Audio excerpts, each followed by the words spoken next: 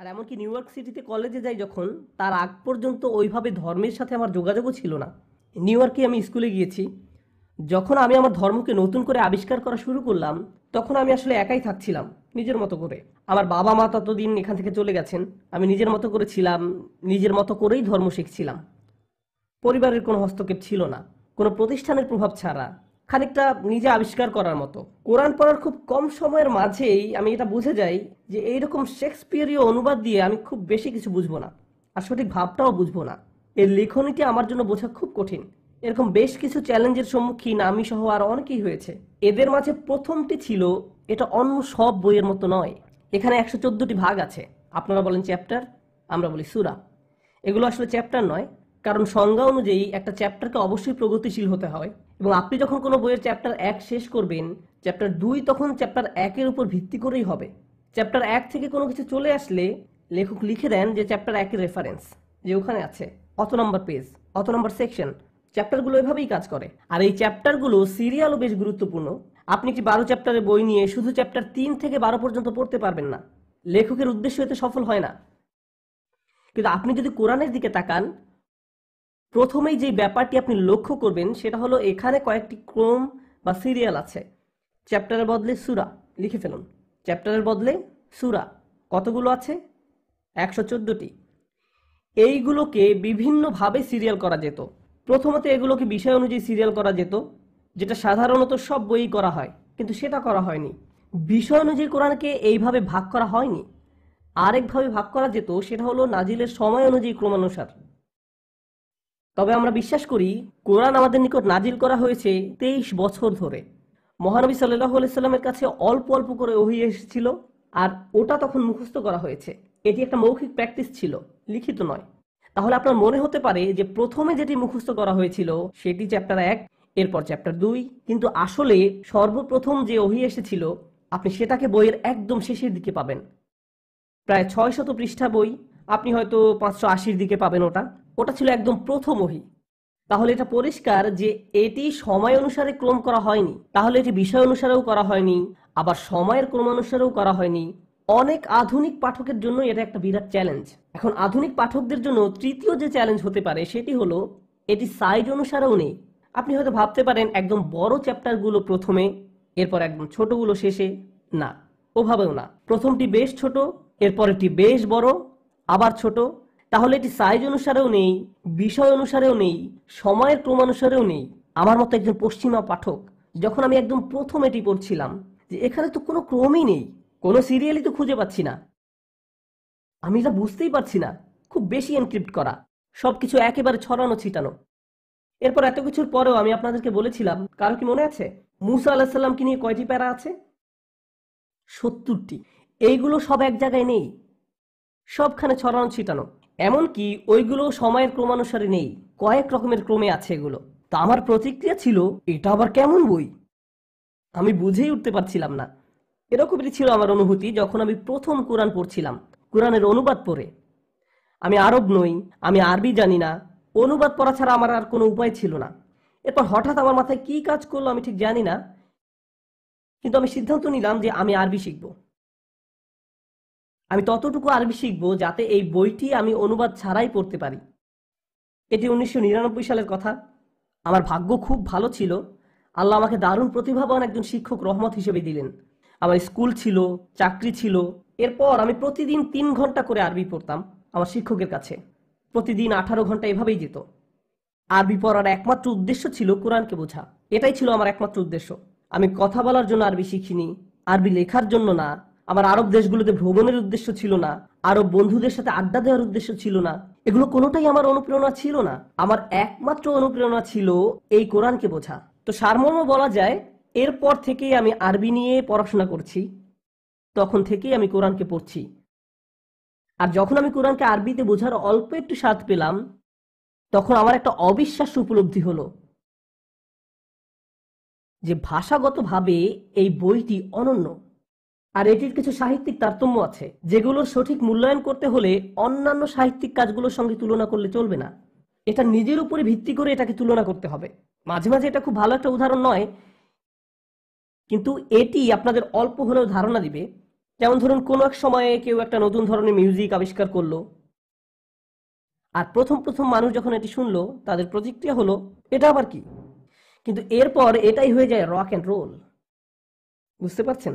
কেউ এমন কিছু একটা করলো যা এর আগে কেউ কখনো করেনি। হয়তো অতীতে এর কিছু উপাদান ছড়িয়ে ছিটিয়ে ছিল, কিন্তু এটি পুরোপুরি নতুন এবং অনন্য। আপনি এটাকে মোজার্টের সঙ্গে তুলনা করে বিচার করতে পারবেন না। এটা ভিন্ন। এটা ঠিক যেসব কর্মের মানের সাথে অভ্যস্ত ওই অনুযায়ী নাও হতে পারে। এই জন্য আমি এই ব্যাপারটা আজ হাইলাইট করতে চাই যে কি আসলে কোরআনকে অনন্য করেছে, আর ব্যক্তিগতভাবে আমি সম্মোহিত। আজ পর্যন্ত এই বইটির দ্বারা আমি সম্মোহিত। যতই আমি গবেষণা করি ততই আমি বসে বসে ভাবি, ওয়াও, আল্লাহ পাকের বাণী। এটি আমি ব্যক্তিগতভাবে করি, কারো উপর এটা চাপিয়ে দিচ্ছি না। আমি আবার নিজের মোহের কারণে এটা করে ফেলি। যারা জানে না তাদের জন্য বলছি, ইসলামিক স্টাডিজ কয়েকটি বিষয় বিভক্ত। কেউ যদি বলে সে ইসলাম নিয়ে পড়াশোনা করবে, সে কয়েকটি বিষয় নিয়ে পড়তে পারে। আরও 15 বছর আগে আমি সিদ্ধান্ত নিয়েছিলাম যে আমি শুধু আরবি ও কোরআন পড়ব। আর এই দুইটা বিষয় নিয়ে আমি এতই মুগ্ধ যে আমি আর কোনো কিছু নিয়েই পড়াশোনা করিনি। ইসলামের অন্যান্য বিষয় নিয়ে আমার প্রশ্ন আছে, হাদিস শিক্ষা, সিরাত শিক্ষা, আর অনেক ভাগ আছে, আইন, শরিয়া, থিওলজি ইত্যাদি। এসব বিষয়ে আমার মনে প্রশ্ন আসলে আমি আমার বন্ধুদের জিজ্ঞেস করি, যারা ওই সব বিষয়ে আলেম। ওদের জবাবে আমার কাছে যথেষ্ট। এসব বিষয়ে আমার প্রাথমিক জ্ঞানটুকু আছে, কিন্তু কোরআনের ব্যাপারে আমি আমার নিজেকে সামলাতে পারিনি। আমি আপনাদের সাথে তার মাঝে কিছু কিছু ব্যাপার শেয়ার করতে চাই, আপনাদের অন্তত কিছু ধারণা দেয়া যে কেন কোরআন সাহিত্যিক দিক দিয়ে অনন্য। আপনাদের তো বলেছিলাম এটা কি প্র্যাকটিস ছিল, মৌখিক না লিখিত? মৌখিক। তাহলে এটি একটি মৌখিকভাবে সংরক্ষিত টেক্সট। এখন আপনারাই আমাকে বলুন, কোনটা সংরক্ষণ করা কঠিন, লিখিত কিছু নাকি মৌখিক কিছু? মৌখিক। সবাই তাহলে স্বীকার করছেন মৌখিক এমন কোনো কিছু ঐতিহ্য সংরক্ষণ করে রাখা বেশ কঠিন। একটা উদাহরণ দিই। যদি আমি চুপি চুপি এরিকার কানে কিছু বলি আর তাকে বলি যে আপনি একইভাবে এটা পাশের জনকে বলুন, আপনি তার পাশে, সে তার পাশে, এভাবে পুরো ক্লাস। আমরা শেষ মানুষটার কাছে যদি যাই আর আমি এরিকাকে বলেছিলাম বব জোকে ধাক্কা মেরেছে, এরপর সে আরেকজনকে, এরপর সে আরেকজনকে, এভাবে চলেছে। আসল কথাটি কি ছিল? বব জোকে ধাক্কা দিয়েছে। এবং শেষ মানুষটির কাছে যাওয়া পর্যন্ত হবে বব জোয়ের বাড়ি পুড়িয়ে দিয়েছে, তার গাড়ি চুরি করেছে এবং গ্রামের সবাইকে মেরে ফেলেছে। মৌখিক প্র্যাকটিসে এমন কিছুই হয়ে থাকে। কেউ ইচ্ছা করে আসলে কথাটা পরিবর্তন করে না, কেউ ব্যাপারটাকে তার নিজের মতো করে বলতে যায় আর অল্প একটু পরিবর্তন করে ফেলে। কেউ অর্ধেক ভাগ, কেউ এক ভাগ, আরেকজন এক ভাগ, কেউ বা 2 ভাগ, এভাবে পরিবর্তন হয়। 2% কোনো ক্ষতি করার কথা না, তাই না? কিন্তু এটি যখন একটা বিপুল পরিমাণে লোকজনের মাঝ দিয়ে যায় তখন আর এটাকে চেনাই যায় না। এই ধরনের পরীক্ষা, এই ধরনের যোগাযোগ পরীক্ষা মনোবিজ্ঞানে সবসময় করা হয়। মৌখিকভাবে কিছু সংরক্ষণ করা প্রায় অসম্ভব, আর যতই এটা ছড়াবে ততই পরিবর্তিত হবে। এটাই যৌক্তিক। তুলনা করলে দেখা যাবে লিখিত কিছু সংরক্ষণ করা নিরাপদ। একেবারেই যে নিরাপদ তা নয়, এমন না যেন আমাদের ব্যাকআপ স্ক্যান কপি আছে, ক্লাউড ড্রাইভ আছে ওই সময়, কিন্তু এরপর নিজের স্মৃতি থেকে হয়তো আবার লিখতে হতে পারে। তাহলে আপনার কাছে কিছু লেখা থাকলেও সেটি 100% নিরাপদ নয়। এরপর এই লেখার সত্যতার ব্যাপারে কিছু সংশয় থাকতে পারে, আমার মতে সেটাও যৌক্তিক। কোনো লেখার উৎস নিয়ে কারো সংশয় থাকতেই পারে। কোরআনের যে যুক্তি, আমাদের নবীর যে দাবি, এমনকি ওই সময়ের কিছু সংশয়বাদীরা প্রশ্ন করেছিল যে তার উপর কি করে বই নাজিল হবে, তিনি তো পড়তেই পারেন না।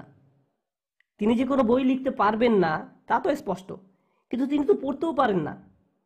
তাহলে কিভাবে তিনি লিখবেন? এটি ছিল শুধুই মৌখিক। এরপরে বইটি যখন সংকলন করা হয় তখন এটি মৌখিক ছিল না, এটি লিখিত ছিল। কিন্তু ওই মৌখিক ক্রমে ছিল না যেটা আমি বলেছি, যেটি আরেকটা জটিলতা বাড়িয়ে দেয়। এখন মুগ্ধ করার ব্যাপার হলো, রাসূল সাল্লাল্লাহু আলাইহি সাল্লামের এই ক্যারিয়ারে রাসূল সাল্লাল্লাহু আলাইহি সাল্লাম 23 বছর কাটিয়েছেন একজন রাসূল হিসেবে। এই সময়ের মাঝে প্রায় লক্ষের কাছাকাছি মানুষ মুসলমান হয়েছে, আর এর মাঝে অনেকেই, বেশ কিছু মানুষ পুরো কোরআনটা মুখস্থ করেছে, পুরো আজকের 600 পৃষ্ঠা। আজকেও মুসলিম বিশ্বের সবচেয়ে জনপ্রিয় ঐতিহ্য হলো কোরআন মুখস্থ করা। এই মানুষগুলো শুধু কোরআন মুখস্থ করে বসে থাকেনি, বরং অনেক দূরের দেশে ভ্রমণ করেছে। তারা মূল ভূমি থেকে তখন বিচ্ছিন্ন। এমন না যে ইমেইলের মাধ্যমে তারা নিজেদের মাঝে যোগাযোগ রাখত। প্রাচীন যুগের ব্যাপার এটি। একবার চলে আসলে যোগাযোগের ব্যবস্থা নেই।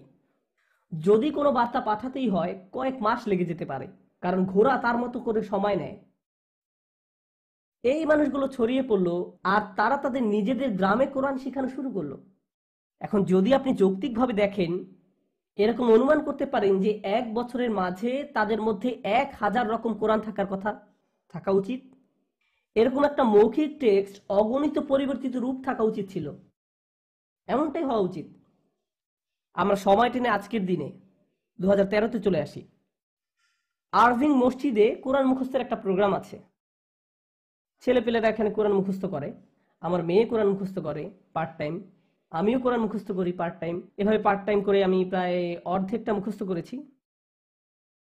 বেশ অলস আমি, এতদিনে আমার শেষ করে ফেলা উচিত ছিল। তো পার্ট টাইমে অর্ধেকটা মুখস্থ করেছি এই জন্য না যে আমার ফটোগ্রাফি মেমোরি আছে, বরং কি যেন আছে এই বইটাতে। এটি মুখস্থ করা বেশ সহজ। আমি এরপর মালয়েশিয়া গেলাম, আমি মালয় ভাষা জানি না। আমি এরপর নামাজি ইমামতিতে দাঁড়ালাম। আর যখন আমরা নামাজি ইমামতি করি, আমরা নিজেদের স্মৃতি থেকে কোরআনের কিছু অংশ তেলাওয়াত করি। আমি ইমামতি করছি, কোরআন জোরে জোরে তেলাওয়াত করছি। আমার পিছনে কিছু ছোট বাচ্চারা আছে যারা কোরআন মুখস্থ করছে। আমি একটি শব্দ ভুল করলে 3টি বাচ্চা সেটি সংশোধন করে দেয়। আমি তাদের ভাষা জানি না, তাদের সাথে আগে দেখাও হয়নি। তারা আমাকে এয়ারপোর্টে নামাজ পড়তে দেখেছে, সুতরাং তারাও যোগ দিয়েছে। মুসলমানরা এমনটাই করে, তারা যদি আপনাকে নামাজ পড়তে দেখে আর তখন নামাজের সময় হয়, তারাও আপনার সাথে যোগ দেয় আর পিছনে দাঁড়িয়ে একসাথে জামাতে নামাজ পড়ে। যদিও একে অপরকে তারা চিনে না, তবুও ওইভাবে ব্যাপারটা কাজ করে। আর আমাদের নামাজের দীর্ঘতম অংশ হলো দাঁড়িয়ে থাকা, দাঁড়িয়ে কোরআন তেলাওয়াত করা। আর যদি একজন এক শব্দে ভুল করে বা এক শব্দেরও একটি অংশ ভুল করে, সঙ্গে সঙ্গে পিছনের কেউ তাকে সংশোধন করে দিবে আর ইমাম তখন তা ঠিক করে নিবে শব্দাংশ পর্যন্ত। আরো অবাক ব্যাপার হলো, আমরা অরভিংয়ে আছি। মনে করুন কোনো ইন্টারনেট নেই, কোনো লাইব্রেরি নেই, কোনো বই নেই, কোনো সেলফোন নেই, কম্পিউটারও নেই। যত তথ্য আমাদের কাছে থাকে কিছুই নেই। আমেরিকার সংবিধানের কোনো কপি নেই, বাইবেলের কোনো কপি নেই, কিছুই নেই, কোনো বই নেই, কোনো তথ্য নেই। আমি চ্যালেঞ্জ করতে পারি 24 ঘন্টার মাঝে আমরা কোরআন পেয়ে যাব অরভিংয়ে। আসলে পুরো অরভিংয়েও খোঁজার দরকার নেই, এখান থেকে 5 ব্লকের মাঝেই পাবো। পুরো কোরআনটা আমরা পেয়ে যাব। কেন? স্মৃতি। কিন্তু ওটাকে আবার লিখনীতে রূপ দিতে হবে। কিছু ছেলেপেলেকে বসিয়ে দিতে হবে, সবাই 1 পৃষ্ঠা করে লিখবে, হয়ে যাবে কিছুক্ষণের মাঝেই। লেখার পর তারা যদি একটা লাইব্রেরি কপির সাথে তুলনা করে, কি হবে? একই জিনিস। এমনকি শব্দাংশ পর্যন্ত, দাড়ি কমা পর্যন্ত। আর এটা আমাকে মুগ্ধ করে, কিভাবে একটা বই এতটাই বদ্ধমূলভাবে মানুষের মনে গেঁথে থাকে যাতে এত সহজেই এটা পুনরুদ্ধার করা যায়। আর এটা শুধুমাত্র অরভিংয়ে নয়, আমি উইলিসে এটা করতে পারি, এটা ফোর্ট ওয়ার্থেও করতে পারি, এমনকি মিকনিতেও। আমি এটা আর যে কোনো জায়গায় করতে পারি। এতে আমি মুগ্ধ হচ্ছি যে একটি মৌখিক কিছু এতটাই দারুণভাবে সংরক্ষিত আর একীভূত, অথচ যুক্তিগত দিক দিয়ে এটির লাখ লাখ ভাষণ থাকা উচিত ছিল। লিখে রাখার যে রীতি ছিল সেগুলোকে একত্রিত করা হয়েছিল। অনেক পরে মুখস্থ করার রীতি সেখানে অনেক কাল ধরেই চলে আসছিল, অনেক অনেক কাল আগে থেকে। যাই হোক, এটা মৌখিক ঐতিহ্য ছিল। আমি আপনাদের বলছিলাম আমাদের নবীর একটা অপারগতার কথা। সেটি কি বলতে পারবেন? তিনি কি যেন করতে পারতেন না? ও হ্যাঁ, তিনি লিখতে পারতেন না। তো এখন একটি সূরা, কতগুলো সূরা যেন আছে কোরআনে? 114টি। এগুলো বড় কিংবা ছোট? সবচেয়ে বড় সূরাটিতে 286টি স্তবক আছে। আমি স্তবক বলছি আপনাদের জন্য, আমরা একে স্তবক বলি না। আপনাদের জন্য 286টি স্তবক। স্তবকগুলো সব একসাথে নাজিল হয়নি, বরং প্রথমে সূরাটির অল্প কিছু অংশ নাজিল হয়, আর ইতিমধ্যে অন্য সূরার অন্য কিছু স্তবকও নাজিল হয়, আবার আরেক সূরার আরো কিছু স্তবক নাজিল হতে থাকে। আমাদের নবী সেসব পড়তেন আর সাথীদেরকে বলে দিতেন আসলে এই স্তবকগুলো ওই সূরার অন্তর্ভুক্ত, আর ওই স্তবকগুলো ওই সূরার অন্তর্ভুক্ত। আর তিনি সবসময় এভাবে বলে দিতেন। তো তার কাছে ধরুন 20টি সূরা নাজিল হচ্ছে, সবগুলোই আংশিকভাবে, সবগুলোই অল্প অল্প করে নাজিল হচ্ছে, আর তিনি তার সঙ্গীদের বলছেন কোন স্তবক কোথায় বসবে। তার সামনে কোনো কাগজে সেসব লেখাও ছিল না, থাকলেও কোনো লাভ হতো না, কারণ তিনি পড়তে জানতেন না। এই সব কিছুই ঘটছিল মুখে মুখে। একটা সময়ে সম্পূর্ণটা বলা ও সাজানো শেষ হয়ে গেল, আর আমরা একে একটা বই হিসাবে পেলাম, যা কালানুক্রমে নয়, যার আকারে বা বিষয়ের কোনো ধারাবাহিকতা নেই। মনে আছে আমি যে বলেছিলাম কোরআনের সবচেয়ে যেটি বড় সূরা, ইতিহাসবেত্তাগণের মতে এটি নাজিল হতে 10 থেকে 12 বছর সময় লেগেছিল। এই সূরাটি যখন নাজিল হচ্ছিল তখনই কোরআনের অনেক বড় একটা অংশ নাজিল হচ্ছিল, যেগুলো ছিল অন্যান্য সূরার অন্তর্ভুক্ত। সূরাটি নাজিল হলো, মানুষ তা মুখস্থও করে ফেললো, কিন্তু সে সময় তারা স্তবকের নম্বর দিত না। আমি যেমন বললাম সূরাটিতে 286টি স্তবক আছে, এটা আমি বলতে পেরেছি কারণ কোরআনের একটা ছাপানো কপিতে স্তবকের সংখ্যা দেয়া আছে, কিন্তু প্রকৃত কোরআনে কি তা ছিল? তারা কেবলই পড়ে যেতেন। সূরা বাকারা, যেটি কোরআনের দ্বিতীয় সূরা, সবচেয়ে বড় সূরা, একদিন আমি পড়ছিলাম আর কোরআনের সূক্ষ্ম তারতম্যগুলো খেয়াল করছিলাম। 286 অর্ধে কত হয়? 143। 143। গুড, সবাই দেখছি ম্যাথে মেজর। এই সূরার 143 নম্বর স্তবকে বলা হচ্ছে, এভাবে আমি তোমাদের মধ্যম জাতিতে পরিণত করলাম। মধ্যম কথাটি সূরাটির আর অন্য কোথাও উল্লেখ নেই, এই মধ্যম আয়াতটি ছাড়া, যেটা কেবল মানুষের মুখে মুখেই প্রচলিত ছিল এবং 10-12 বছর সময় নিয়ে নাজিল হয়েছিল, যার কোনো স্তবক সংখ্যাও দেয়া ছিল না। বোর্ডে যা দেখতে পাচ্ছেন আপনারা এটিকে বলতে পারেন একটি মাত্র আয়াতের সংক্ষিপ্ত সারাংশ, একটি স্তবকের সংক্ষিপ্ত সারাংশ। এটাকে বলা হয় আয়াতুল কুরসি কিংবা সিংহাসনের আয়াত।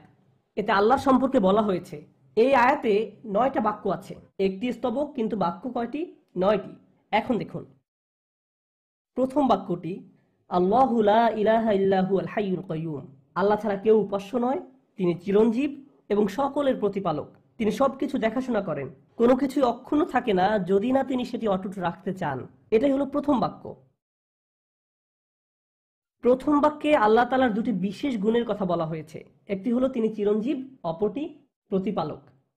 দ্বিতীয় বাক্যটিতে বলছে লা তাখুযুহু সিনাতুন ওয়ালা নাওম, তন্দ্রা এবং নিদ্রা তাকে স্পর্শ করে না। তন্দ্রা বলতে বোঝানো হয়েছে নিদ্রার পূর্ববর্তী অবস্থাকে, অর্থাৎ একটু পরেই আপনি ঘুমিয়ে পড়বেন। আপনি কোনো ক্লাসরুমে বসে থাকলে সচরাচর যা অনুভব করেন, প্রথমে তন্দ্রা, এরপরেই নিদ্রা। এরপর তিনি বলছেন লাহু মা ফিস সামাওয়াতি, এর আগেরটা কিন্তু দ্বিতীয় বাক্য ছিল। তো তৃতীয় বাক্য লাহু মা ফিস সামাওয়াতি ওয়া মা ফিল আরদ, তিনি আকাশ এবং জমিনে যা কিছু আছে সবকিছুর মালিক। আসমান এবং জমিনে যা কিছু থাকা সম্ভব সবই তার। চতুর্থ বাক্য মানজাল্লাযী ইয়াশফাউ ইনদাহু ইল্লা বিইজনিহি, কে আল্লাহর কাছে মধ্যস্থতা করবে। আমি মধ্যস্থতা শব্দটি ব্যাখ্যা করব, কারণ আমি যখন অনুবাদ পড়েছি আমি এই শব্দটার মানে বুঝিনি, আর আমি ধারণা করছি আপনাদের মধ্যেও কেউ কেউ এই শব্দটার মানে বুঝতে পারবেন না। এর মানে হলো আপনি যখন কোনো সমস্যায় পড়েন চাকরির ক্ষেত্রে এবং আপনাকে এখনই বের করে দেওয়া হবে, কিন্তু অফিসের ম্যানেজার হলো আপনার মামা, তিনি আপনার এবং কোম্পানির সিইওর মাঝে এসে দাঁড়িয়ে বললেন সে তো আমার ভাগ্নে, ওকে দয়া করে আরেকটা সুযোগ দিন, এত কঠোর হবেন না। এখানে মামা মধ্যস্থতা করলেন। আপনি একটি ঝামেলায় পড়তে যাচ্ছিলেন, কিন্তু আপনার মামা ছিল বলে তিনি আপনাকে বাঁচিয়ে দিলেন। অথবা পথে পুলিশ আপনাকে আটকালো, আপনার গাড়ির জানালা দিয়ে পুলিশ দেখতে পেলেন, আপনি নিজেকে বাঁচাতে চাইছেন, সে সময় বললেন ও আপনার হ্যাটটা খুবই সুন্দর স্যার, কিন্তু এ কথায় কাজ হলো না। এরপর আপনি যখন লাইসেন্স বের করছেন তখন বললেন আমার ভাইও কিন্তু পুলিশে চাকরি করে। ও তাই নাকি, কোন এলাকার? আমি তো ওকে চিনি। আচ্ছা আপনি যান, সাবধানে চালাবেন। ফ্র্যাঙ্কের নামে সেই আইডি কার্ডটি মধ্যস্থতা করেছে। যখন আপনি এমন কাউকে চিনেন যে ঝামেলায় পড়লে আপনাকে সাহায্য করতে পারবে, সেই হলো মধ্যস্থতাকারী। আল্লাহ বলছেন কার সাহস আছে তার সামনে মধ্যস্থতা করার, যাকে তিনি অনুমতি দিয়েছেন সে ছাড়া কেউ আল্লাহর সামনে এসে বলতে পারবে না আল্লাহ প্লিজ দাঁড়ান, আমি জানি আপনি তাকে এখন জাহান্নামে নিক্ষেপ করবেন, কিন্তু সে আমার লোক। এরকমটা সম্ভব নয় যদি না আল্লাহ এর অনুমতি দিয়ে থাকেন। তো তিনি এমন ঘটনার বর্ণনা দিলেন যা হওয়া সম্ভব নয়, তবে কিছু ব্যতিক্রম রয়েছে। এই ব্যতিক্রমটা কেমন আমরা তা এখনো জানি না, আমরা শুধু জানি তার অনুমতি ছাড়া এমন হওয়া সম্ভব না। এটা ছিল চতুর্থ বাক্য। পঞ্চম বাক্য তিনি জানেন সামনে কি আছে, অর্থাৎ তাদের ভবিষ্যৎ, এবং তাদের পিছনে কি আছে, অর্থাৎ তাদের অতীত। তিনি তাদের ভবিষ্যৎ ও অতীত জানেন। এরপর তিনি বলছেন ওয়ালা ইউহিতুনা বিশাইইম মিন ইলমিহি ইল্লা বিমা শা, তার জ্ঞানের কিছুই তারা জানে না তিনি যতটুকু জানতে দিয়েছেন তা ছাড়া। তিনি সবকিছুই জানেন আর আমরা কিছুই জানি না, তাও যতটুকু জানি সেটা জানতে পেরেছি কারণ তিনি জানতে দিয়েছেন। সুতরাং আমরা যা জানি সেটা হলো ব্যতিক্রম, যা তিনি আমাদের জানতে দিয়েছেন। তারপর তিনি বলছেন ওয়াসিআ কুরসিয়ুহুস সামাওয়াতি ওয়াল আরদ, তার রাজকীয় সিংহাসন বিশ্ব জুড়ে ব্যাপৃত, অর্থাৎ তার সকল সৃষ্টি তার রাজত্বে রয়েছে, তার আরশের নিচে। আমরা জানি সিংহাসন প্রাসাদের খুবই ছোট একটা অংশ জুড়ে থাকে, প্রাসাদের সবচেয়ে গভীরে থাকে রাজকীয় আসন। আপনার সিংহাসন হয়তো বিশাল, কিন্তু তারপরও প্রাসাদের তুলনায় তা খুবই ক্ষুদ্র। আল্লাহ বলছেন তার সিংহাসনটাই সারা বিশ্বে ছড়িয়ে রয়েছে। শুধু সিংহাসন, প্রাসাদের কথা তো বাদই দিলাম। এভাবে তিনি তার মহামান্বিত ঐশ্বর্য বর্ণনা করেছেন। যাই হোক, এরপর তিনি বলছেন ওয়ালা ইয়াউদুহু হিফযুহুমা, আসমান সমূহের রক্ষণাবেক্ষণে, আসমান জমিনের এই রক্ষণাবেক্ষণ কাজেই তিনি ক্লান্ত হন না। ক্লান্তির অনুভূতি কিন্তু রক্ষণাবেক্ষণের সাথে জড়িত। অ্যাকশন মুভিগুলোতে দেখবেন সিকিউরিটি গার্ডরা সবসময় কি করে বলুন তো? সেই সুযোগেই সবাই পার পেয়ে যায়, কারণ সিকিউরিটি গার্ড ঘুমিয়ে পড়ে। আপনি যখন কোনো কিছুর পাহারা দিবেন, স্বভাবতই আপনার ঘুম পাবে। আল্লাহ বলছেন আসমান এবং জমিন পাহারা দিয়ে তিনি ক্লান্ত হন না। এরপর বলছেন ওয়াহুয়াল আলিয়ুল আযীম, তিনি সর্বোচ্চ, সর্বশ্রেষ্ঠ। 9টা বাক্য হলো তো, তাই না? 1 2 3 4 5 6 7 8 9, সবাই 9টা বাক্য দেখতে পাচ্ছেন তো? এবার একটা মজার জিনিস দেখুন। প্রথম বাক্যে আল্লাহর দুটি বিশেষ গুণের কথা বলা হয়েছে, নবম বাক্যে আল্লাহর দুটি বিশেষ গুণের কথা বলা হয়েছে, দেখতে পাচ্ছেন? দ্বিতীয় বাক্যে বলছে তাকে তন্দ্রা ও নিদ্রা স্পর্শ করে না। আর তন্দ্রা এবং নিদ্রা কিসের কারণে আসে? 8 নম্বর বাক্যে দেখুন কি লেখা আছে, ক্লান্তি। তৃতীয় বাক্য বলছে তিনি সব কিছুর মালিক। আর শেষ থেকে তৃতীয় বাক্য বলছে তার আসন সব কিছুকে ব্যাপৃত করে আছে। চতুর্থ বাক্য বলছে কেউ আল্লাহর কাছে মধ্যস্থতা করতে আসবে না, ব্যতিক্রম হলো যাকে তিনি অনুমতি দিয়েছেন। আর শেষ থেকে চতুর্থ বাক্যে বলছেন তারা কিছুই জানে না, ব্যতিক্রম হলো যা তিনি জানতে দিয়েছেন। দুটি বাক্যে দুই ধরনের ব্যতিক্রমের কথা বলছেন। আর একদম মাঝের বাক্যটিতে বলছেন তিনি জানেন সামনে যা আছে এবং পিছনে যা আছে। এতে যেন এটা বোঝা গেল যে সাহিত্যিক দিক থেকে তিনি বলছেন তিনি জানেন প্রথমের আর শেষের বাক্যগুলোতে মিল রয়েছে। এখানে একটা সিমেট্রি কাজ করছে। এটাই একমাত্র সিমেট্রি উদাহরণ নয়, এরকম আরো শত শত উদাহরণ আছে কোরআনে। আর কোরআনের সাহিত্যিক সৌন্দর্য এর কেবল একটা বিভাগ। আমি আপনাদের এরকম আরো একটা উদাহরণ দেখাতে চাই। আমি আগেও বলেছি কোরআন ছিল মৌখিক ঐতিহ্য। আর মৌখিক ঐতিহ্যে যদি আপনি একবার কিছু মুখস্থ করে ফেলেন, আপনি যা শুনছেন তাই বলতে থাকেন, 100 বার পুনরাবৃত্তি করেন, তার মানে এক্ষেত্রে কোনো পরিবর্তনের সুযোগ নেই। কোরআনের অনেকগুলো ঘোষণার মধ্যে আমার একটা প্রিয় ঘোষণা হলো ওয়ারাব্বাকা ফাকাব্বির। সংক্ষেপে অনুবাদ করলে দাঁড়ায় কেবল তোমার রবের মহিমা প্রকাশ করো। তাহমিন, বোর্ডে এটা লিখে দিতে পারবেন প্লিজ, অক্ষরগুলো আলাদা আলাদা করে? আপনি তো জানেনই আমি কি দেখাতে যাচ্ছি। আপনি যেহেতু এটা লিখবেন, আমি অন্য কিছু নিয়ে কথা বলি। বোর্ড মুছে ফেলুন, বোর্ড মুছে ফেলুন। আমি আপনাদের কোরআনের একটা গভীর বিষয়ের উদাহরণ দিতে চাই, কোরআনকে কিভাবে বিন্যস্ত করা হয়েছে সে বিষয়ে। কোরআনে অনেক কাহিনী রয়েছে। আমার খুব প্রিয় একটা কাহিনী হলো জোসেফের কাহিনী, জোসেফের গল্প। কোরআনের 12 নম্বর সূরাটি জোসেফের জীবন কাহিনী নিয়ে। তাহমিন, আমি আরবিতে লিখবো। আচ্ছা, আমি লিখে ফেলি।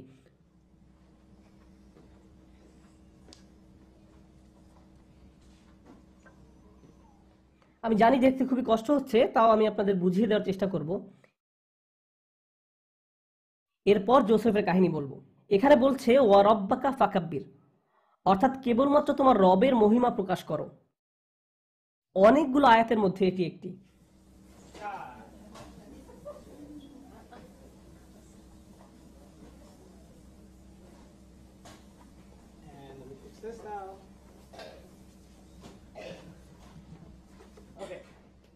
এই কথাটি একটা আলোচনার অংশ বিশেষ, একটা প্যারা থেকে আমি একটা বাক্য বলছি।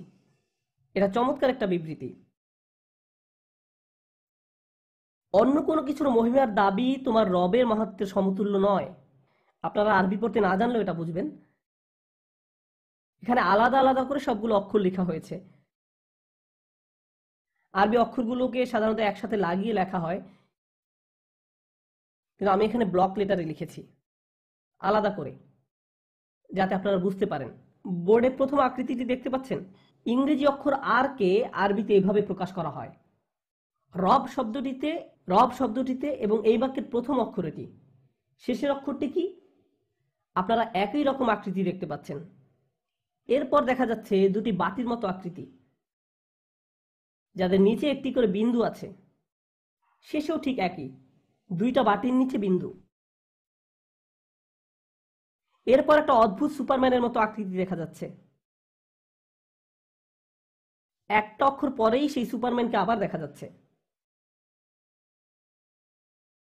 এ ধরনের বাক্যকে বলা হয় প্যালিন্ড্রোম।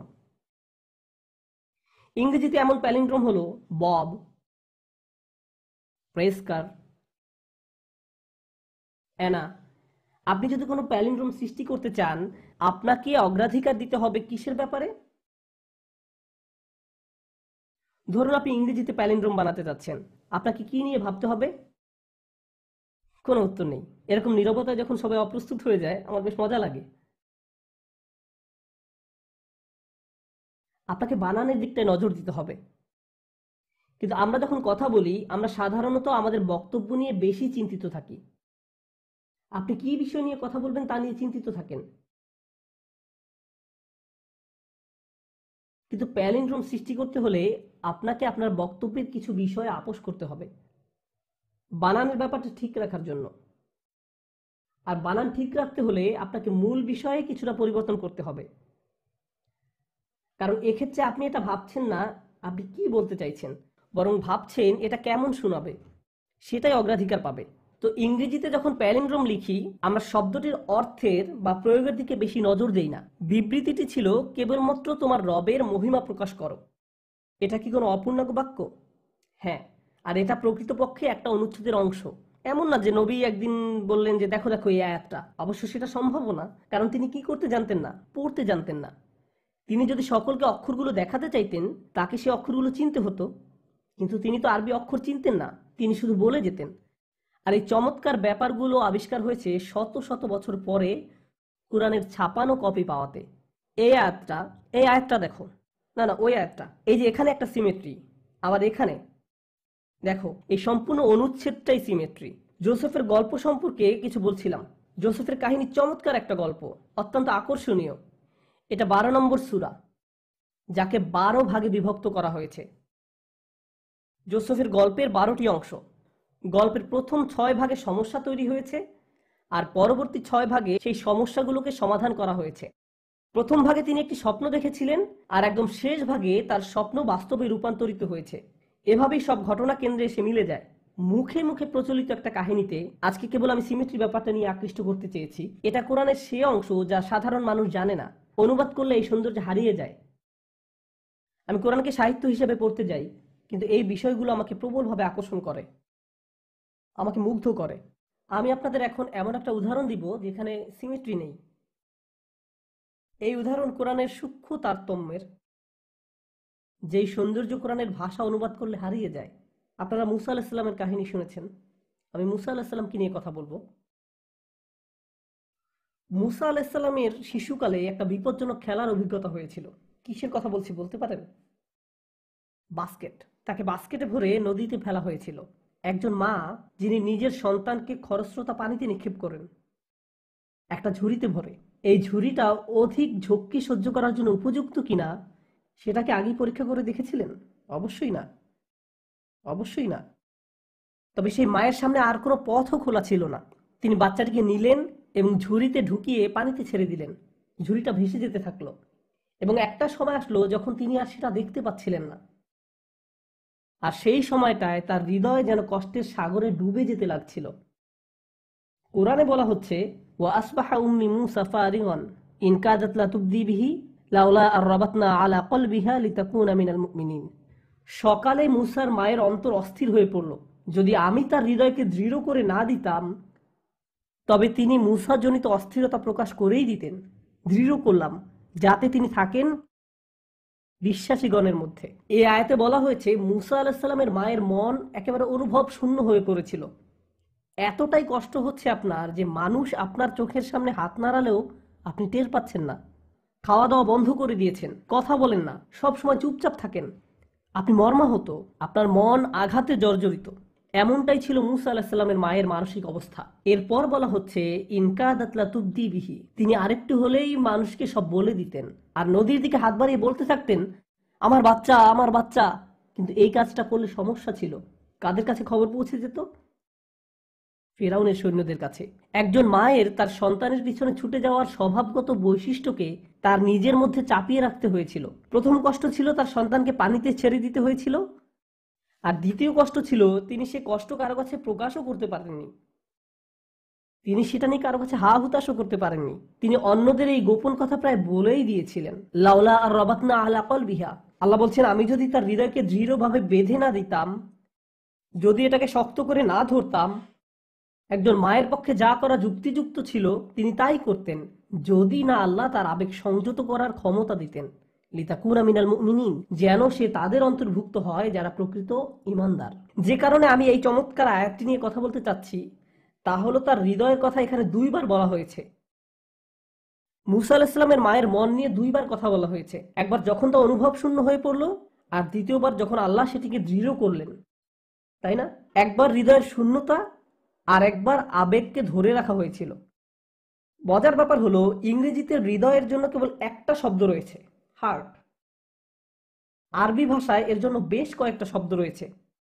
কোরআনে প্রথম যখন তার মনের অবস্থা বলা হয়েছে তখন একটি শব্দ ব্যবহৃত হয়েছে, আর দ্বিতীয়বারে অপর একটি শব্দ ব্যবহৃত হয়েছে।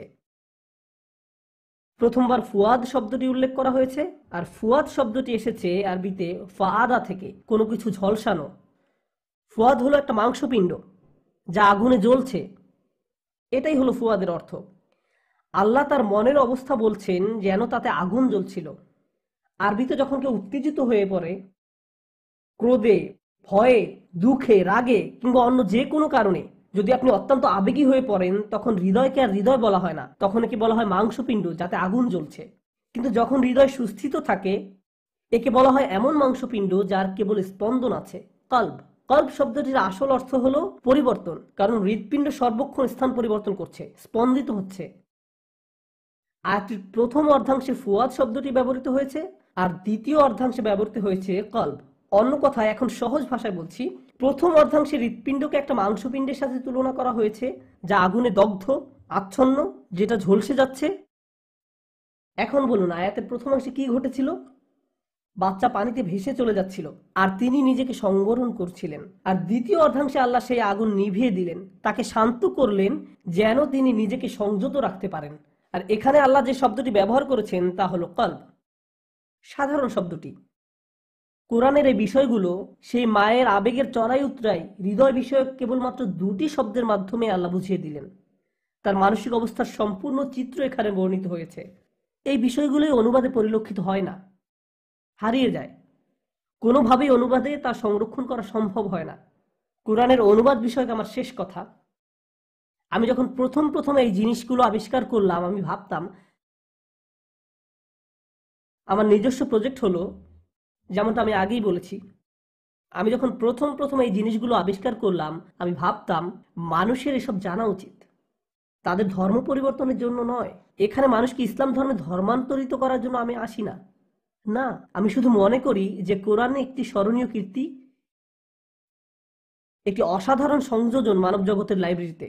আমরা অবশ্যই বিশ্বাস করি এটি আল্লাহ তাআলার কথা, এটা আমি বিশ্বাস করি এবং মুসলিমরা বিশ্বাস করে। আর আমি তো মনে করি মুসলিমরা আসলে নিজেরাই জানে না এই বইতে প্রকৃতপক্ষে কত সৌন্দর্য লুকিয়ে আছে। আমাদের মাঝে কত মুসলিম আছেন যারা জানেনই না এই বই থেকে তারা কতটা উপকৃত হতে পারেন। তো আমি চাচ্ছিলাম সবাই যেন এই বই থেকে সাহিত্যিক বিষয়ক শিক্ষা গ্রহণ শুরু করে, যাতে মানুষ যখন এই বই নিয়ে কথা বলবে তারা এর সম্পর্কে জেনে কথা বলবে, হোক সে মুসলিম কিংবা অমুসলিম। তাদের অন্তত এতটুকু জানা দরকার যে এই বই আসলে কি নিয়ে কথা বলছে, এবং অনুবাদের কারণে বিষয়গুলো যেন হারিয়ে না যায়। এজন্য আমি একটা ভিডিও সিরিজ করেছি কোরআন ভিত্তিক, তাতে আমি কোরআনের শুরু থেকে শেষ পর্যন্ত ব্যাখ্যা করেছি, আর আমি বিতর্কিত বিষয়গুলোর প্রতি বিশেষ নজর দিয়েছি। যেমন ধরুন, উদাহরণস্বরূপ, কোরআনের একটি সমালোচিত আয়াত, তাদেরকে যেখানেই পাও হত্যা করো। হ্যাঁ, কোরআনে এই কথা আছে, আমি আপনাকে বলে দিচ্ছি। আর আমার এই আয়াত নিয়ে কথা বলতে মজা লাগে, আমি সত্যিই পছন্দ করি। কেন জানেন? কারণ আমি মনে করি যদি এই আয়াতের মর্মার্থ মানুষকে যথাযথভাবে বোঝানো হয়, এর অর্থের কোনো তারতম্য না করে, কোনো ফাঁকি দেওয়া ছাড়াই এই আয়াতের ঐতিহাসিক প্রেক্ষাপট থেকে সঠিকভাবে বিবেচনা করলে এই আয়াত নিয়ে কথা বলতে আমার বিন্দুমাত্র লজ্জাবোধ করবে না, বরং আমি এই আয়াত নিয়ে গর্ববোধ করি। আর আমি মনে করি যে কোনো সভ্য মানুষেরই একই অনুভূতি হবে। এই আয়াত নিয়ে কখনো সেভাবে কথাই বলা হয়নি। মাঝে মাঝে এমন হয়, আমি প্লেনে বসে আরবিতে কোরআন পড়ছি, আমার পাশের মানুষটি জিজ্ঞেস করলো আপনি কি পড়ছেন, আমি উত্তর দিলাম কোরআন, আর এ থেকে মজার আলাপ শুরু হয়। কিন্তু কখনো কখনো এই কথা শোনার সাথে সাথে একটা অস্বস্তিকর নীরবতা সৃষ্টি হয়। পাশের মানুষটির অবস্থা এমন হয় যেন এখন সিট পরিবর্তন করতে পারলেই সে বাঁচে। আবার মাঝে মাঝে মজার আলাপচারিতাও হয়, যেমন এই বইতে না বলা হয়েছে সবাইকে মেরে ফেলতে। আমি তার দিকে তাকিয়ে বলি কিন্তু আপনি তো বেঁচে আছেন।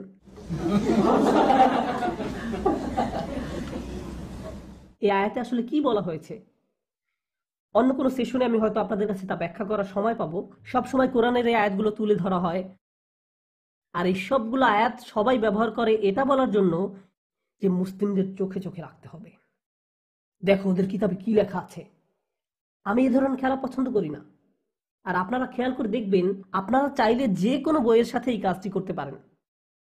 যে কোনো ধর্মীয় ঐতিহ্যের সঙ্গে খুব সহজে এই খেলা খেলতে পারবেন। কিন্তু আপনি যদি সরল মনে কাউকে জিজ্ঞেস করতেন, আমি শুনেছি আপনাদের বইতে অমুক বিষয়ে কথা বলা হয়েছে, বিষয়টি আসলে কি প্রসঙ্গে বলা হয়েছে, আপনারা এই আয়াতটি কিভাবে 1400 বছর ধরে বুঝে আসছেন, অথচ কখনো এ নিয়ে কোনো সমস্যা হয়নি, আর বর্তমান সময়ে কেনই বা এ নিয়ে এত অরাজকতার সৃষ্টি হলো? এ ধরনের আলোচনা হওয়া খুবই জরুরি, আমাদের এসব বোঝা উচিত। আমি মন থেকে বলছি, একদম শেষে আপনাদের যা বলতে চাই তা হলো, এই বইটি একে এর প্রকৃত অর্থে বোঝার দাবি রাখে, যে অর্থে বইটি কথা বলছে। আর আমি আশা করি যে এক্ষেত্রে আমি সামান্য হলেও অবদান রাখতে পারবো। আর আপনাদের বলছি, বিশেষ করে যারা আজকে আমাদের অতিথি, আমি আপনাদের স্বাগত জানাচ্ছি আমার সাথে যোগাযোগ রাখার জন্য, কিংবা এই প্রশংসনীয় মানুষদের সাথে যারা এই অনুষ্ঠানটি পরিচালনা করছেন। আমি এই মসজিদের কোনো অফিসিয়াল সদস্য নই, আমি কেবল এই কমিউনিটির সদস্য। আমার স্কুল রাস্তার ওপারে, আমি সেখানে আরবি শিখাই, কিন্তু আমি সুযোগ পেলে এখানে আসি। যোগাযোগ রাখার জন্য আপনাদের সকলকে স্বাগত জানাচ্ছি। আমি বোর্ডে আমার ইমেইল অ্যাড্রেস লিখে যাব, আপনারা ইমেল করতে পারেন, আমরা কথা বলবো যদি সময় হয়। আমার আসলে খুব একটা সময় হয় না, কারণ আমাকে অনেক জায়গায় যেতে হয় আর অনেক ক্লাস নিতে হয়, কিন্তু সময় পেলে আমরা একত্রিত হব, বসে কথা বলবো। আমার কোনো সমস্যা নেই এতে, আমি কিছুই মনে করি না। কারণ আমি মন থেকে বিশ্বাস করি যদি মুসলিমরা অমুসলিমদের আর অমুসলিমরা মুসলিমদের সঠিকভাবে চিনতে পারে, তবে আমরা হতে পারি এমন দৃষ্টান্ত যে সমাজে মানুষ শুধু একে অপরের সাথে বসবাস করছে না, একে অপরকে সহ্য করছে না, বরং একে অপরকে সাহায্য করছে এবং শ্রদ্ধা প্রদর্শন করছে। সহনীয়তা কোনো কৃতিত্ব নয়, আমার মনে হয় না সহনীয়তা কোনো অর্জন, তবে সম্মান বোধ একটা অর্জন। আপনি কাউকে সম্মান প্রদর্শন করতে পারবেন না যদি আপনি তাকে না চিনতে পারেন। তবে এর জন্য আমাদের কষ্ট করতে হবে, মুসলিমদেরকে এবং অমুসলিমদেরকেও। আমরা যারা এমন উদ্যোগ নিতে চাই, আমি আপনাদের প্রশংসা করি যারা এখানে এসেছেন এবং যারা এই ধর্ম সম্পর্কে ও এই ধর্মাবলম্বী মানুষ সম্পর্কে আরও জানার চেষ্টা করছেন। আমি আশা করছি আমার কথা থেকে আপনারা কিছুটা হলেও উপকৃত হয়েছেন জানার পথে আপনাদের নিজস্ব যাত্রায়। আপনি বলেছেন তাদেরকে যেখানেই পাও হত্যা করো, এটা ব্যাখ্যা করবেন? ও মাই গড, আপনি এখনই এটা জানতে চান? আচ্ছা, আমি তাহলে বলছি এখানে কি নিয়ে কথা বলা হয়েছে।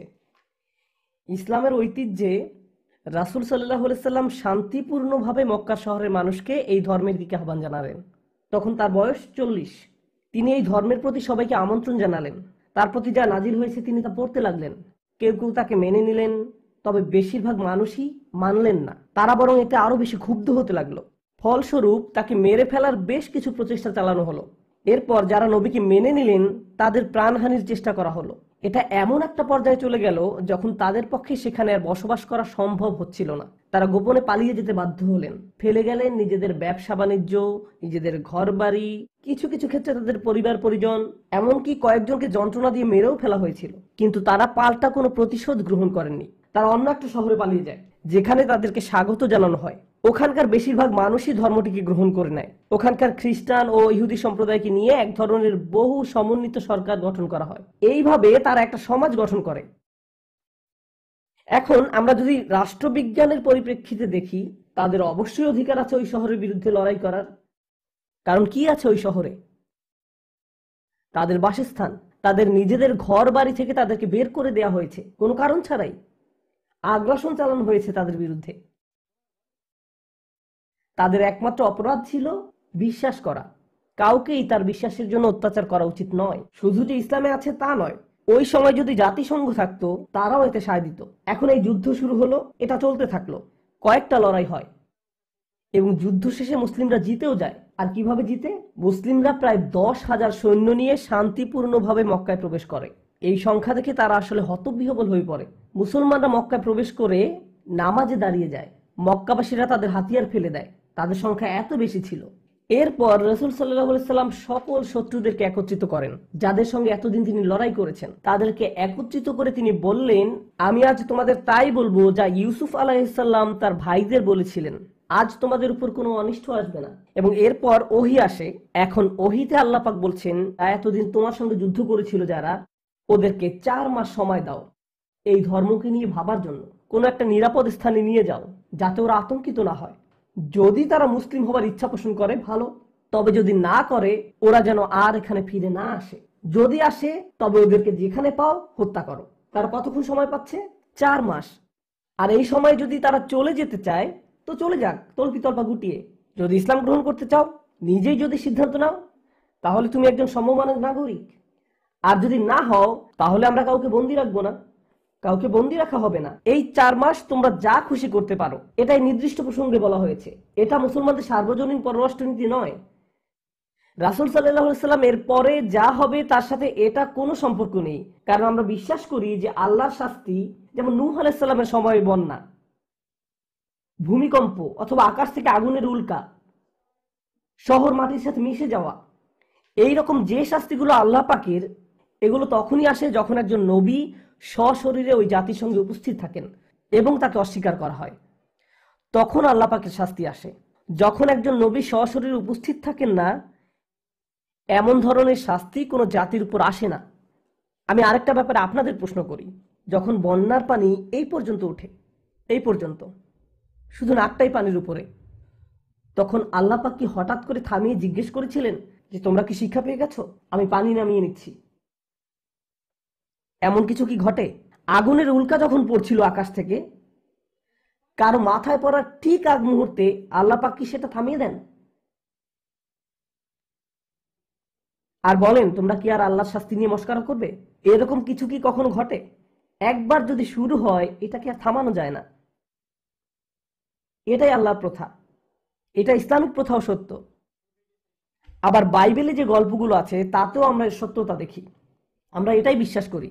এখন আমাদের রাসূল সাল্লাল্লাহু আলাইহি সাল্লামের ক্ষেত্রে শাস্তি কোনো আগুনের উল্কা ছিল না, কোনো ঘূর্ণিঝড় বা বন্যা ছিল না। শাস্তি ছিল ওই মুসলিম বাহিনী যারা মক্কা দখল করে নিল। আল্লাহর প্রথা অনুযায়ী ওই সব লোক যারা আল্লাহ পাকের বিরুদ্ধে লড়াই করে তাদের কি করা হয়? ধ্বংস করে দেয়া হয়। কিন্তু আল্লাহ পাক এবার আযাব থামিয়ে বলছেন 4 মাস তোমাদের সময়। এভাবে শাস্তি আর কখনো থামানো হয়নি। 4 মাস সময়। তোমরা ভাবো, যদি চলে যেতে চাও যাও, রোমে চলে যাও, অন্য কোথাও চলে যাও, না হলে আল্লাহ পাকের আযাব তোমাদের উপর আসবে। পূর্বের নবীদের ক্ষেত্রেও এমনটা করা হয়েছে। আল্লাহ পাক তাদেরকে ক্ষমা করেন না যারা তার নবীর উদ্দেশ্যকে ব্যর্থ করতে চেষ্টা করে, তারা সত্যিকারের অপরাধী। তখন এক লোক রাসূল সাল্লাল্লাহু আলাইহি সাল্লামের কাছে এসে বললেন, আমি জানি না তুমি কোথায় ছিলে, আমি আমার বাসায় ছিলাম। যখন তুমি এই ধর্ম প্রচার করছিলে আমি একবারও বের হইনি, আমি তোমাকে চিনিও না। মক্কা দখল করার পরে আমি তোমাকে চিনলাম, আমার কি হবে? তার ঘরে নিশ্চয়ই কোনো এক্সবক্স ছিল, সে ঘর থেকে বেরই হননি। তো তারপরে সে বলছে, আমার কি হবে, আমি তো তোমাদের বিরুদ্ধে লড়াই করিনি। নির্দিষ্ট আয়াত নেমে এসেছিল শুধুমাত্র এই ব্যতিক্রমী ঘটনার জন্য। আমি বলছিলাম যুদ্ধে অংশ নেয় সৈন্যদের কথা, আর তাদের আমি 4 মাস সময় দিয়েছি। আর তাহলে ওদের ব্যাপারে কি করব? আল্লাহ বলছেন, আর মুশরিকদের কেউ যদি তোমার কাছে আশ্রয় প্রার্থনা করে তবে তাকে আশ্রয় দেবে, যাতে সে আল্লাহর কালাম শুনতে পায়, অতঃপর তাকে তার নিরাপদ স্থানে পৌঁছে দেবে। এটা এজন্য যে সে এর জ্ঞান রাখে না। মূর্তি পূজারীদের মাঝে কেউ যদি তোমার কাছে এসে বলে, দেখুন এখানে কি হচ্ছে আমি কিছুই বুঝতে পারছি না, তাহলে তাকে তার মতো থাকতে দাও, তাকে নিরাপদ স্থানে রাখো, যতক্ষণ পর্যন্ত না সে আল্লাহ পাকের বাণী শুনতে পারে। আল্লাহ পাকের বাণী শোনার পর তাকে কোনো একটা নিরাপদ স্থানে পৌঁছে দাও, কারণ তারা এই ব্যাপারে জানতো না। তাহলে যারা এই ব্যাপারে জানে না, আপনার দায়িত্ব হলো তাদের রক্ষা করা। কোনো প্রসঙ্গ ছাড়া আপনি যা খুশি নিয়ে আসতে পারেন। আমি দৌড়াচ্ছি আমার বাচ্চার পেছনে, তার সাথে খেলছি আর বলছি আমি তোমাকে ধরবো, আমি একটা সিংহ, আমি তোমাকে খেয়ে ফেলবো। আমি প্রায় সময় এমন বলি। এখন আপনি যদি এটা রেকর্ড করেন, নোমান আলী খান সাহেব বলেছেন তিনি তার ছেলে মেয়েদের খেয়ে ফেলবেন, আমাদের কাছে রেকর্ডিং আছে। আপনি কি এটা বলেছেন স্যার? হ্যাঁ আমি বলেছি। আমার বাচ্চাকে জিজ্ঞেস করতে পারে তুমি কি ভয় পেয়েছিলে, সে বলবে আমি ভীষণ ভয় পেয়েছিলাম। কোন পরিপ্রেক্ষিতে কি বলা হচ্ছে? একটা লেখাকে খুব সহজেই বিকৃত করা যায়। এর মাঝে সৌন্দর্য হলো যখন আমি দেখি মানুষ কোরআনকে বিকৃত করছে, আমি আল্লাহ পাকের দেয়া কথার প্রমাণ পাই। কারণ তিনি বলছেন এটা দিয়ে তিনি অনেককে পথ দেখান, আবার অনেককে পথ থেকে সরিয়ে নেন। আর তারাই এ পথ থেকে সরে যায় যারা সত্যিকার ভাবেই অপরাধী। তারা খারাপ দিকেই এটাকে ব্যবহার করবে। আর যখন তারা এটা করে, ও আল্লাহ পাক আমাদের বলেছিলেনই এমনটা হবে। আচ্ছা, বাইবেলের বেশ কিছু ব্যাখ্যা আছে, বেশ কিছু ভার্সন আছে। কোরআনেরও কি এরকম ভার্সন বা ব্যাখ্যা আছে? কোরআনের লেখনী বা আয়াত একই, লেখার মাঝে কোথাও কোনো তারতম্য নেই। আলেমরা চেষ্টা করেছেন আল্লাহ পাকের বাণী বুঝতে হাজারে হাজারে, তবে এদের কাউকেই পবিত্র, বিশুদ্ধ, একদম নির্ভুল এমনটা মনে করা হয় না। বাইবেলের অ্যানালাইসিস আর কোরআনের মধ্যে পার্থক্য হলো বাইবেল এবং বাইবেলের অ্যানালাইসিস এই দুটোর মাঝে পার্থক্যের লাইনটা খুব একটা স্পষ্ট নয়, কিন্তু কোরআনে এমনটা না। যখন আমরা কোনো তাফসির পড়ি আমরা জানি এই অংশটুকু আল্লাহর বাণী আর এইটুক হলো মানুষের অ্যানালাইসিস। দারুণ একটা বিষয় হলো কোনো সময় কোনো আলেম যখন একটা আয়াত নিয়ে আলোচনা করেন, একেবারে শেষে তিনি এটা বলে শেষ করেন যে আল্লাহই ভালো জানেন। অর্থাৎ আমি আপনাদের যা দিচ্ছি তা হলো মানবিক চেষ্টা আল্লাহ পাকের বাণী বোঝার ক্ষেত্রে, কিন্তু আমার কথা মোটেও আল্লাহ পাকের কথা নয়। আমার ব্যাখ্যাকে সকল সন্দেহ এবং যুক্তিতর্কের ঊর্ধ্বে বলে ধরে নেওয়ার কোনো দরকার নেই। আমার ব্যাখ্যাকে সব সন্দেহ এবং যুক্তিতর্কের ঊর্ধ্বে বলে ধরে নেওয়া যাবে না। আমি মানসুকের ব্যাপারে শুনেছি, আপনি কি এটার ব্যাপারে কিছু বলবেন? অবশ্যই। এটা হলো আল্লাহ পাক কিছু একটা বাণীর মাধ্যমে বললেন, কিছু সময় লোকজন এটা পালন করলো, তারপর যখন তারা এটা পালন করার ক্ষেত্রে কিছুটা পরিপক্কতা অর্জন করে তিনি আরো সুনির্দিষ্ট বিধান অবতীর্ণ করেন, অথবা সে বিধানের চূড়ান্ত ভার্সন অবতীর্ণ করেন। যেমন আরব সমাজে পানি কি খুব একটা সহজলভ্য? না, প্রাকৃতিক সম্পদ হিসেবে নয়, আর তা সহজলভ্য ছিল না। মরুভূমিতে পানি জাতীয় সবকিছুই বেশ মূল্যবান, জুস, মদ ইত্যাদি। তো মদের খুব প্রচলন ছিল ওই সমাজে। কুরআন এসে মানুষকে এই দিক থেকে সরিয়ে নিতে চেষ্টা করলো। আল্লাহ প্রথমেই বলেননি যে মদ খাওয়া বন্ধ করো, কারণ তিনি জানেন, আর আমরাও এখন জানি, আমরা যদি কাউকে বলি যে মদ খাওয়া থামাও আর তারা সঙ্গে সঙ্গে থামিয়ে দেবে, এইভাবে হয় না। মানুষ এইভাবে কাজ করতে পারে না। আর আল্লাহ পাক বলেন তিনি আমাদের ভালোভাবেই জানেন। তো তিনি প্রথমে বললেন যে এটার অপকারিতা এর উপকারিতার চেয়ে অনেক বেশি। প্রথমেই বলেননি যে বন্ধ করো, বললেন খারাপগুলো ভালোর চেয়ে অনেক বেশি। এরপর কয়েক বছর পর বললেন যখন নামাজে আসো মদ্যপ অবস্থায় এসো না, যতক্ষণ না পর্যন্ত তুমি বুঝতে পারো তুমি কি বলছো, অন্তত নামাজটাকে সম্মান করো। ولا تقربوا الصلاة وأنتم سكارى حتى تعلموا ما تقولون। মদ্যপ অবস্থায় নামাজের কাছেও এসো না। এখন ব্যাপার হলো মুসলিমরা 5 ওয়াক্ত নামাজ পড়ে কয়েক ঘন্টা পর পর। তো এখন বাস্তবিক অর্থে হয় আপনি নামাজ পড়বেন অথবা মদ পান করবেন।